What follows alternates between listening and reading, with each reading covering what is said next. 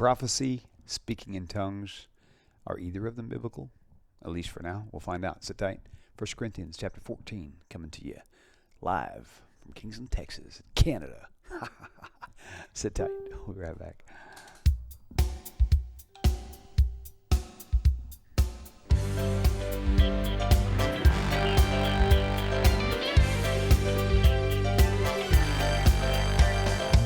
Welcome to Tanakh Talk. I'm your host, William Hall, broadcasting live out of Kingsland, Texas, USA, with another episode of A Rabbi Cross-Examines the New Testament with Rabbi Michael Skobac from Canada, his holy land for now.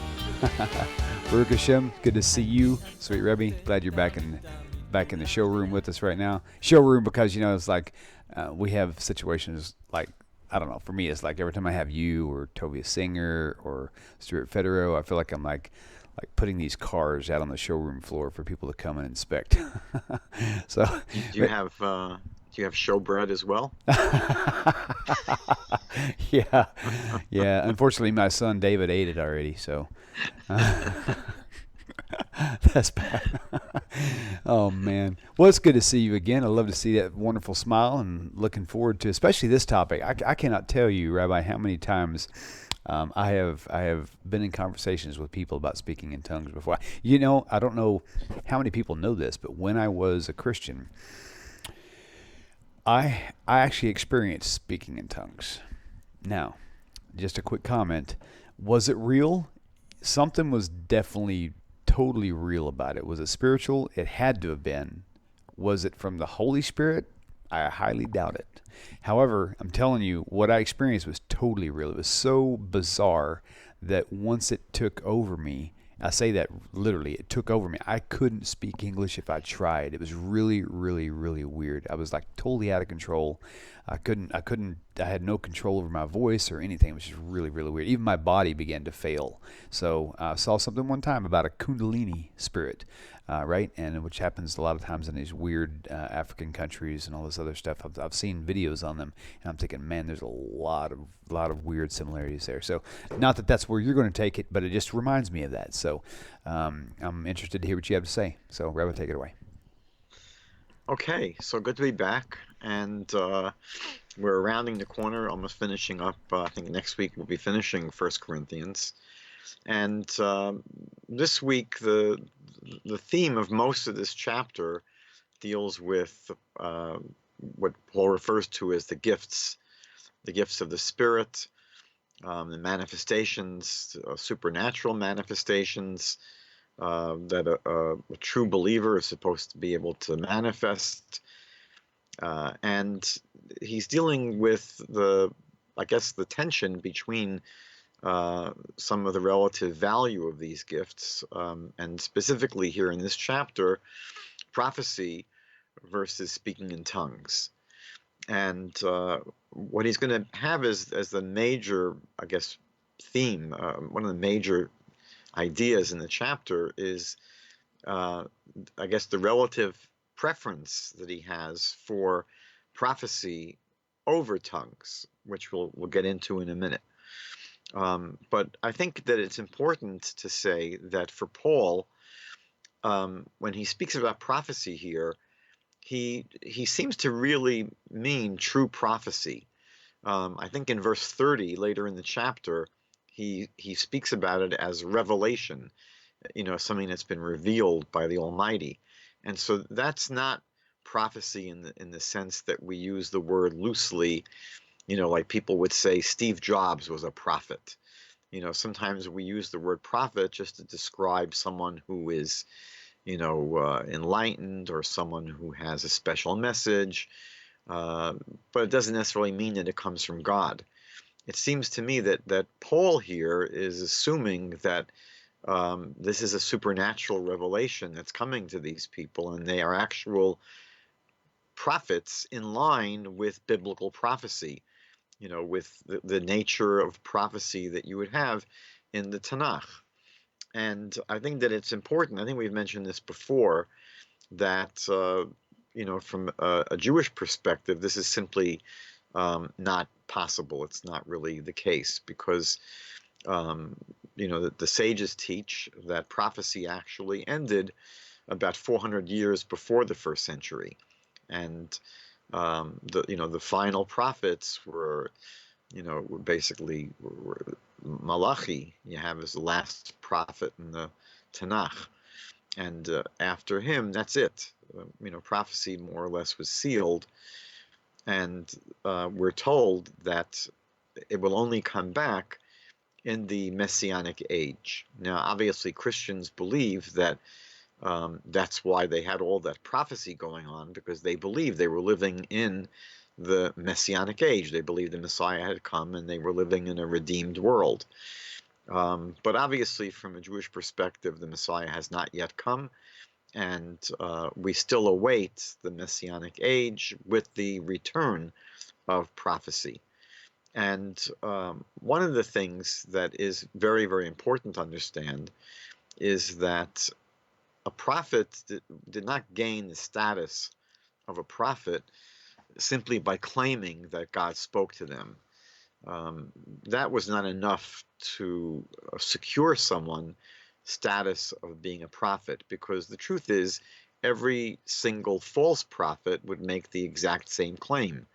So prophecy, there was a biblical system, a biblical criteria for validating whether someone was a prophet. And basically, the long and the short of it is that prophecy was something which, if you were essentially claiming that God spoke to you and God didn't speak to you, that put you as a false prophet. And this was a capital crime, meaning that to claim that you're a prophet when you're not, to claim that God spoke to you when he didn't, you're a false prophet, which was punishable by death. And the obvious question is, well, who decides whether someone is a false prophet or not? It clearly in the Bible was not something that was left up to the ad hoc decision of any individual who felt that some particular person was not really a prophet. It didn't work that way. You just couldn't walk up to someone that you felt was not a true prophet and blow their brains out. So we see in the book of Deuteronomy, in Devarim, chapter 17, God tells us that in any case where there's a doubt, there's a question, it's resolved in a certain way. It's not resolved by praying to God for God to give us the answer. God says that any questions or doubts or things that are not clear will be resolved by consulting with the leading judges and sages of any generation. And so that was the mechanism by which someone had to be stamped as a true prophet or condemned as a false prophet, meaning that the only way a person could be deemed a legitimate true prophet is if the leading sages and judges of a particular generation certified someone as a true prophet. And we didn't have that happening after about 400 BCE, and certainly none of the Christian writers of the either the Gospels or Paul or other letters in the New Testament, none of these people appeared before a Sanhedrin, a religious court, to be certified as a prophet. And obviously no Sanhedrin would have certified them as legitimate true prophets. So, this is one of the, I guess, places where Paul's writings here bump up against the Torah, against the Tanakh. So Paul again seems to believe that he was dealing with true prophecy, but that's not the case. And when you get to the theme of this chapter, it's really hard to take issue with what Paul says, meaning that in the same way that when we discussed 1 Corinthians 13, which is this famous chapter about love, it's hard to argue with love. It's hard to say, well, Judaism has a very different view of of what love is all about. The sentiments that Paul writes about, are very, you know, it's not only difficult to disagree with, but not necessary. And so here he basically says that um, what he refers to as prophecy should take priority over tongues, because he says that tongues are not understood by everyone. They're not even understood by the person speaking in tongues. And he says that as opposed to prophecy, which everyone can understand. So he feels basically his calculation is that just in terms of being pragmatic, prophecy is infinitely more beneficial to the congregation than tongues. Tongues, he essentially says that tongues is something that benefits only the person speaking in tongues, whereas prophecy benefits the entire congregation. And so, again, it's very difficult to disagree with this general sentiment that Paul has. The only thing that I would point out, which is a little bit, I think, interesting or strange, is that Paul is of the opinion that both prophecy and tongues are divine gifts. And if that's the case, meaning that, if one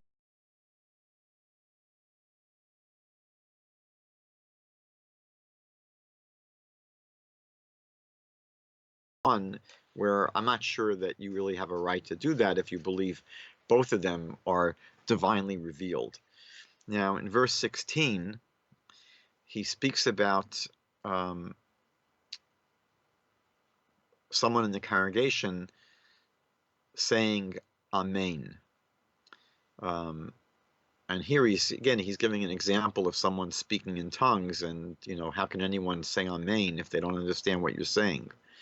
So I just wanted to point out that this word Amen, some people have suggested it might be the best known word in the entire universe of all languages. It's a word that makes its way into not just Christianity and Judaism, but I understand Islam as well. And as opposed to almost any other word, it might be the most universally recognized word in existence. So I wanted to spend just a few minutes speaking about this word Amen. The first place it comes up in the Tanakh is in Numbers chapter, I think it's 5. Numbers chapter 5, verse 22. And it comes up in the context of the Sota, the woman who was a rebellious wife, who's been warned not to seclude herself with other men, and she goes and does it anyway.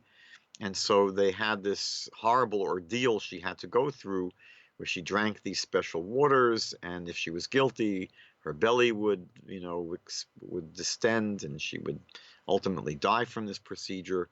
And part of the procedure was that the priest who administered this drink to her also made her undertake an oath. And when he says what the oath is, so the procedure according to the Torah is that she responds saying Amen, Amen. It's unusual, by the way, for someone to say Amen twice. Normally, once is enough. And there's a whole discussion as to why she'd be saying it twice there. But what is the meaning of this word Amen? So Amen is related to the Hebrew word emunah. Emunah has a relationship both to the words meaning truth and belief or faith. And so what Amen basically means on the simplest level is that we believe as truth what has just been said, right? Because since again, Amen derives from emunah, and emunah has a connotation of both truth and belief. So when a person says Amen, after hearing something else, usually a blessing. So when they say Amen, they're saying that I believe as truth that which I just heard. Also, the word Amen has the meaning of halavai, which is basically, were it so, would it be so? Ken yehi ratzon, so shall it be his will. Meaning it's a wish that, whatever was said will come about. Whatever blessing was made, it should come to be. It's interesting also that you find the root of this word, amen, in the book of Esther, chapter 2, verse 7, where we're told that Mordechai was omein. He basically raised Hadassah, Esther. And so the word there, omein, has the connotation of a tutor or a guardian, someone who raised someone else. Sometimes the word omenet can mean a nursemaid. And so, from that usage of the word omein, what the declaration amen might mean is that I rely on the one who has my trust. I rely on the one who has my trust, meaning that the person that is raising someone else certainly has their trust. The tutor or the guardian or the person, the nursemaid that's raising someone, that they certainly have the trust of the person that they're taking care of. The sages teach that this word amen is an acronym. It stands for three Hebrew words: El, Melech, Ne'eman. The letters in amen, Aleph, Mem, Nun, stand for El, Melech, Ne'eman. God is a faithful or trustworthy king. Right? El is one of the names of God. It's a way of saying God. So it's El, Melech, king. So God is a king that is Ne'eman. Again, Ne'eman related to Emunah, related to Amen. And so Amen has this connotation of, it's almost a prayer or a blessing of God. We say that God is a trustworthy or faithful king. It's also interesting that the word Amen has a numerical value in Hebrew. The letters of Amen, Aleph is 1, Mem is 40, Nun is 50. So the letters of Amen add up to 91. And 91 is also the numerical value of the word Malach, angel. And it's also the numerical value of the name of God that we don't pronounce, the Yud, Hey, and the Vav and the Hey, the four-letter tetragrammaton name of God that we don't pronounce. Those Hebrew letters in that name add up to 26. And also, when we see that word in a passage in the Torah, we pronounce it as Adonai. And if you take the letters in the word Adonai, they add up to, I believe it's 55. So 55 and 26 is 91, which is again the numerical equivalent of Amen. And I just wanted to point out that one of the most common errors that you'll hear people making is that they will say Amen after their own blessing, meaning they'll recite a blessing and then they'll say Amen to their own blessing. That should not be done. That should be avoided.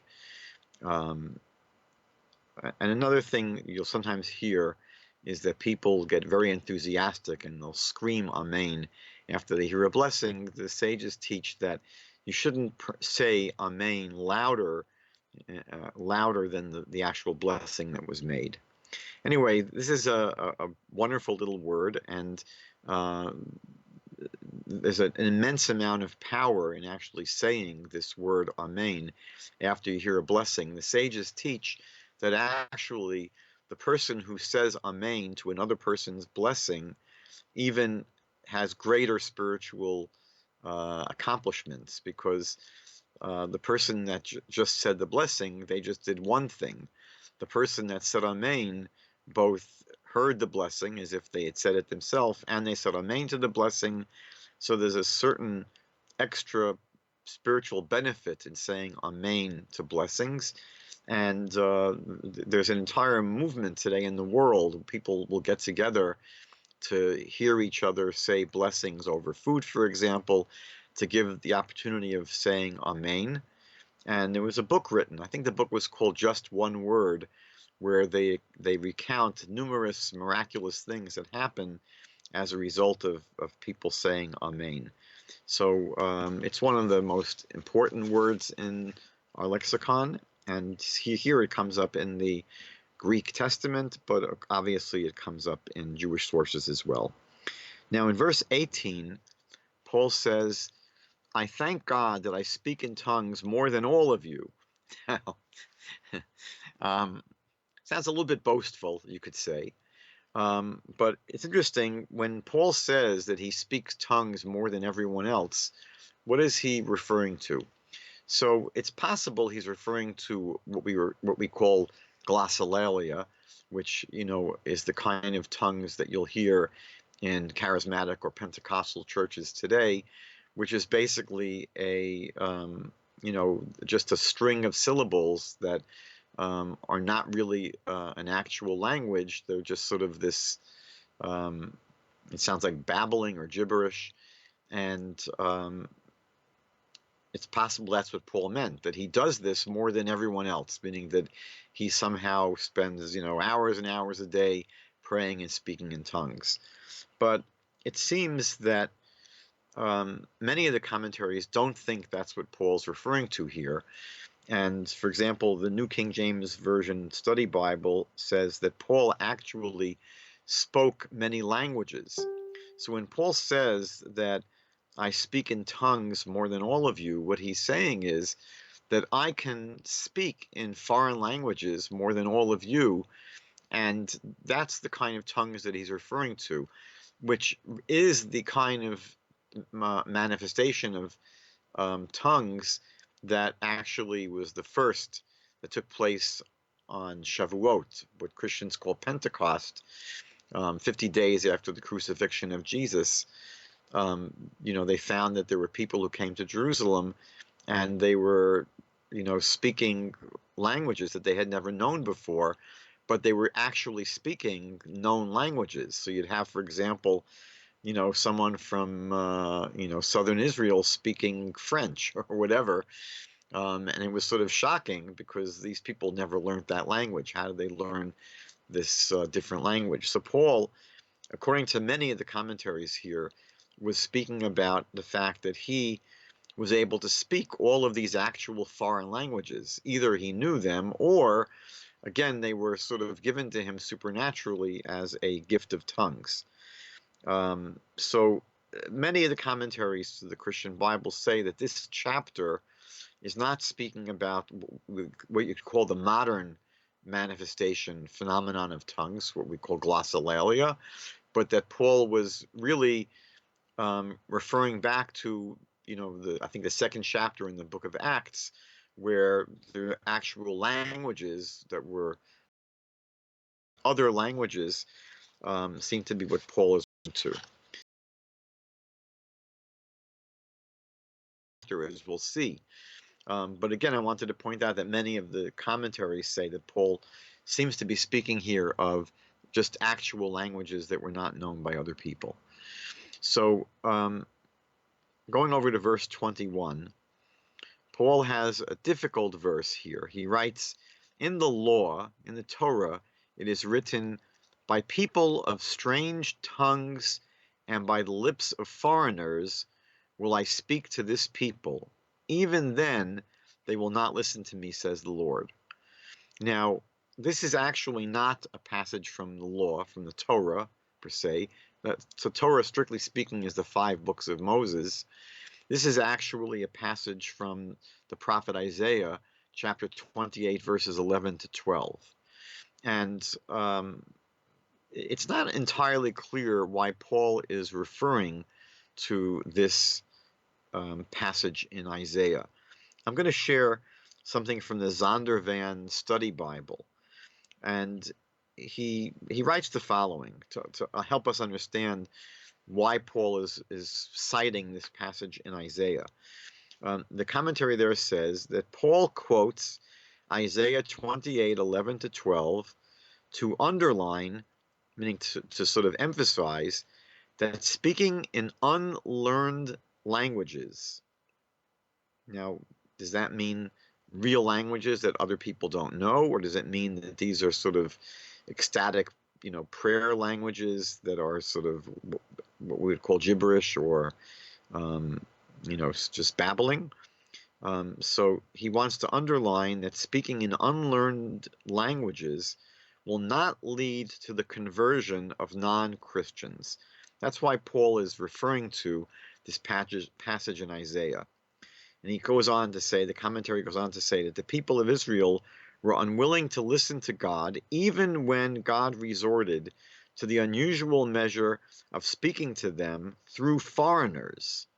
And the commentary says that the foreigners are Assyrians who spoke in a foreign language, meaning that when God sent the Syrians to attack the Israelites, the Jewish people, these Assyrians came to the land of Israel speaking not Hebrew, speaking their Assyrian language, and obviously no one understood it if they were to hear it. And so this, according to the Zondervan Study Bible, is the reason that Paul cites this passage in Isaiah. Just like the Israelites did not understand the language of the Assyrians, so too he's trying to say that there isn't any non-Christian that's going to come to a congregation where people are speaking tongues, and they will not know what's going on there either. Now, what is a little bit strange, maybe not so strange actually, is that Paul seems to emphasize this later in verse 23, where he basically says that speaking in tongues is not effective because non-believers will think that Christians are nuts, they're out of their minds. I mean, you'll see even today, many people will post just to make fun, to poke fun of these Pentecostal charismatic churches where people are doing a lot of weird things, including, speaking, in tongues, which, again, if you're not part of that movement, can seem very, very bizarre and strange. Even fellow Christians, are sort of bothered by it. You get fundamentalist Protestants or Baptists or what have you, that will say, look, this tongues business, first of all, it was just for the first century, and it doesn't make the church look good. It sort of, drags down the decorum, and it certainly, is not going to speak to people who are not part of the church. And that might be, again, one reason why Paul quotes this passage. But in other commentaries, they say something interesting. They say that you see from the passage in Isaiah that God specifically set up this foreign power to persecute the Jewish people. That was his means of persecuting them, and really, passing judgment on them through the agency of this nation that spoke a language they didn't understand. And so some commentaries to the Christian Bible actually say that what you see here is that tongues is a sign of judgment against sinners. Now, we had mentioned this 2 weeks ago when I pointed out that, the only, I guess, just about the only possible reference to tongues in the Tanakh would be, I think, back in Genesis chapter 11, where, having these different tongues is not a good thing. It was what God did basically to pass judgment on the people building the Tower of Babel. That when he gave them, he confused their languages. That wasn't a thing that was positive. That was actually an expression of God's displeasure with them. So, according to those commentaries here, this might be again another proof that tongues, the whole phenomenon of tongues, is something that is a sign of God's judgment of sinners.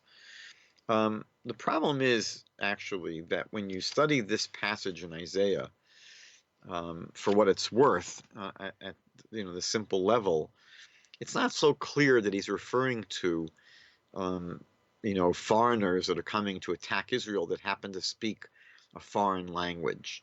I'll share two different translations from Jewish translations of Isaiah 28:11.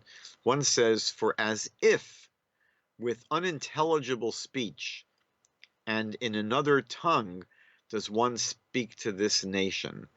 Another translation is similar. It says, "For as if with jesting language and with another tongue does one speak to this nation," meaning that it's not describing a historical occurrence where God sent foreign-tongued people to attack the Israelites.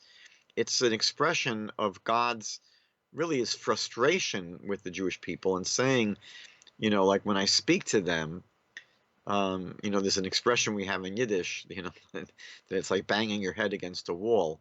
So that's almost what God is saying. It's saying, look, when I speak to these people, it's as if I'm speaking a foreign language to them. They simply don't get it. So, many Christian commentaries somehow walk away with the idea that it's a no-brainer that Isaiah was speaking about this foreign-tongued people that are going to come and prosecute the Jews. It's not. That doesn't come through in the actual Hebrew. Just one other point here, which is that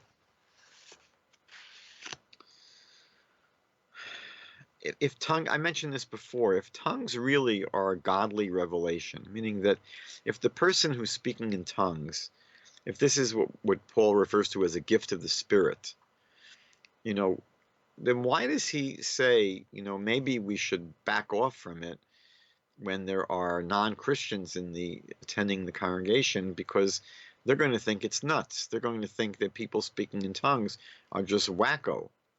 Again, why should that make a difference? Meaning that if it is that tongues is a gift of God, a spiritual gift from God, to manifest a special prayer language, that it is not coming from the person praying, but is actually revealed by God to them, that's a great thing spiritually.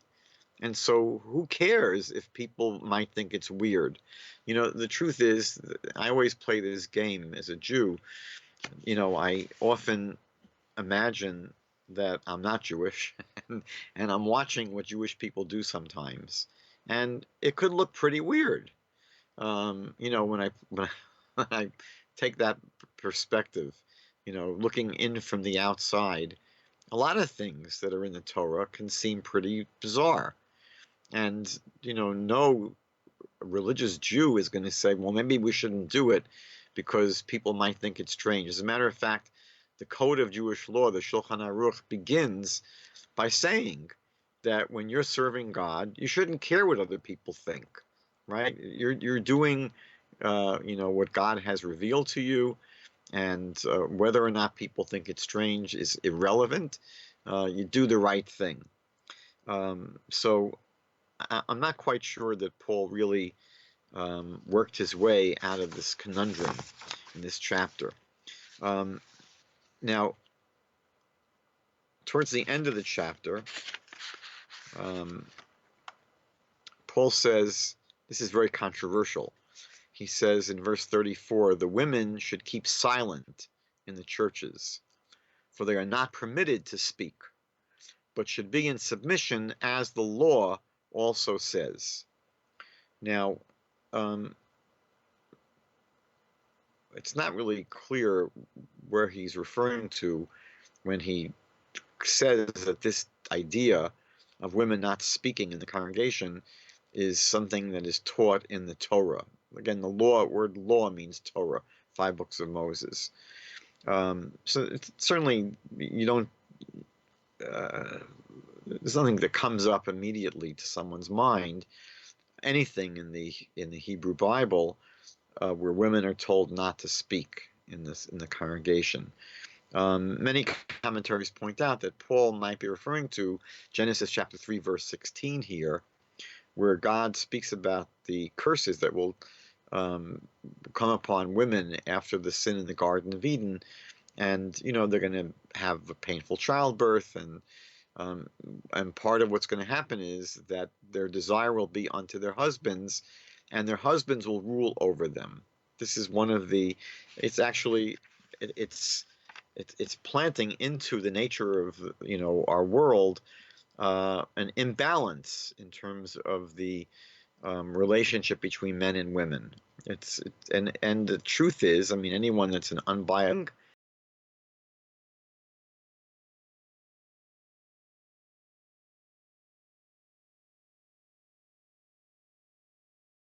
and a woman will circle the man. And he says that this is referring to the Messianic age, when the disparity between the sexes will be evened out. And so that curse will basically be resolved in the Messianic age. But, many Christians say that that's what Paul might be referring to here in Genesis 3:16, where it speaks about women being subservient to their husbands. The problem is that even if you want to say that that's the source that Paul is using, there's nothing in Genesis chapter 3 which indicates that women should be silent, that they shouldn't speak, in public, they shouldn't speak in a congregation, that they'd have to wait until they get home and consult with their husbands to find out what's going on. That, certainly does not appear anywhere in the Tanakh. And so, again, what you'll find is that Christians are very bothered by this passage in 1 Corinthians 14, because back in chapter 11, verse 5, Paul allowed women to pray and to prophesy in congregations. So it seems that he's contradicting himself, because back in chapter 11, he permitted women to pray in public and to prophesy in public. And now he seems to be saying, no, they have to keep their mouth shut. So you'll find that there are numerous different explanations that are offered by Christian commentaries. I'm not going to get into them tonight. It's not necessarily my interest. But, I think we should bear in mind that, Paul seems to be insisting that this idea of women not speaking is found in the Torah. And that's what I would want to at least rebut. That I think that you'll find nothing in the Torah demanding and insisting that women remain silent and not be able to express themselves publicly. So my good friend Habibi, that's more or less all I had to share on this chapter. That was okay, and as usual, it never fails to impress me with the information you bring to the table. It's really good. You going to say amen? Amen. May I be blessed. Amen. Just kidding. Oh, my way. I'll look forward to next week when we finish this book. That sounds. But then we're not going to leave Corinthians. Then we have to start the following week, 2 Corinthians. Yep, we're going to have to get into book number 2. And but it's been good though. It's cool. I'm glad we decided to just hit like Matthew and then kind of skip the other 3, because it could have been really repetitive. And besides, I think the way you handled Matthew was by actually dipping into the other Gospels along the way was very clever, because that a lot of people are really anxious to get out of the Gospels and further into Paul's writings along the way. So looking forward to all of the future shows. But the South will rise again, and we're going to come back to Luke and Mark and John. So everyone, cool. Once we finish the book of Revelation, We're heading back to the Gospels. All right, cool. That sounds good to me. In a few weeks. That sounds good. Yeah. Now, is that like in biblical weeks, like 7 years, 49 years? Yeah, weeks of years. Weeks. Exactly. That's okay. As long as it's thorough, that's most important. So that's good.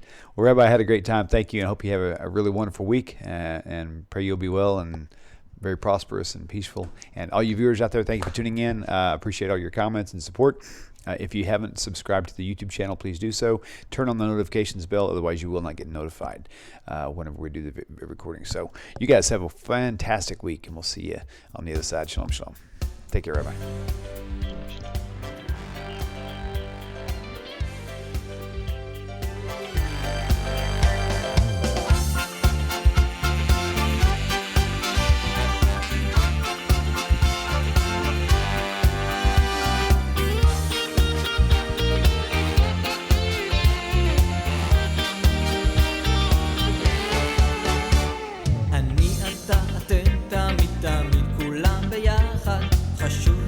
חשוב והכרחי להיות ביחד. איפוק זו העוצמה, ויתור זו הגדולה, השאיפה והכמיהה. אני אתה אתם תמיד תמיד כולם ביחד. חשוב מכל חשוב והכרחי להיות ביחד.